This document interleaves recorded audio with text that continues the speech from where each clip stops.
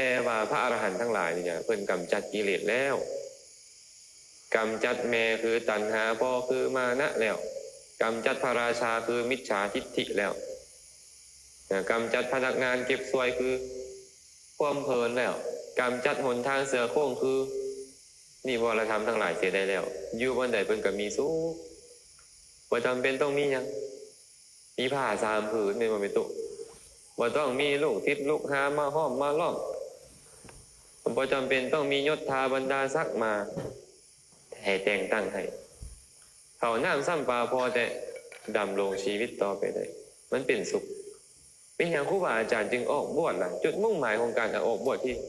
ที่สูงสุดของครูบาอาจารย์ก็คืออยากอยู่ใส่ก็ได้ให้มันผาสุขคืออยากกำจัดกิเลสกันนะ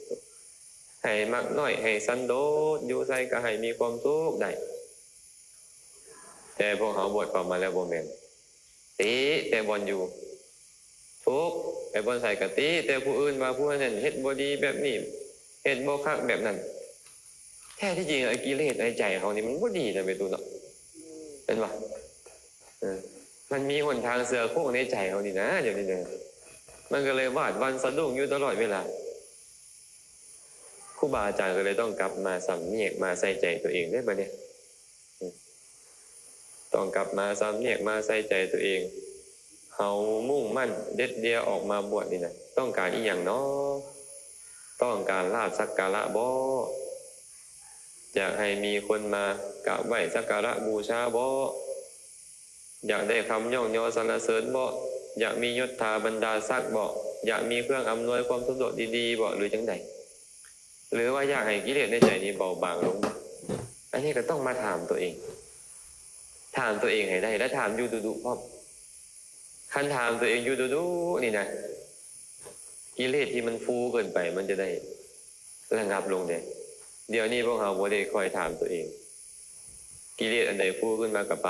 ตามมันความโลภเกิดขึ้นมากับไปตามโลภความโกรธเกิดขึ้นมากับไปตามโกรธความแข็งได้แข็งดีเกิดขึ้นมากับไปตามมันอยู่หั่นแหละสุดท้ายก็เฮานี่แหละทุกข์บ่มันคนอื่นทุกข์แม่นบ่แม่นดูทองใบเฮ็ดจังได๋ดีแล้วพวกเราซั่นน่ะก็ต้องได้สร้างสมนี่แหละเนาะเห็นโทษของกิเลสเรื่อยๆเห็นโทษของการเวียนตายเกิดเรื่อยๆคันไม่เห็นโทษอยู่เรื่อยๆนั่นมันก็ยากเปลื้องมันออกจากเฮาข่อยสิบ่หนีมันแล้วเดี๋ยวนี้พอไปอยู่ไสอยู่บ่อนใดมันก็คือตามเฮาไปไอ้กิเลสนี่มันจะอยู่กับเฮาทุกบ่อนที่เฮาไป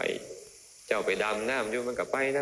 ำเขาอยู่ห้อมห้วยเฮาเขามันก็ไปนำ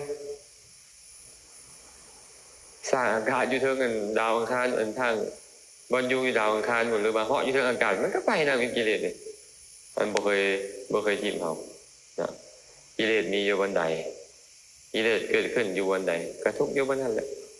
ทุกข์อยู่บนนั้น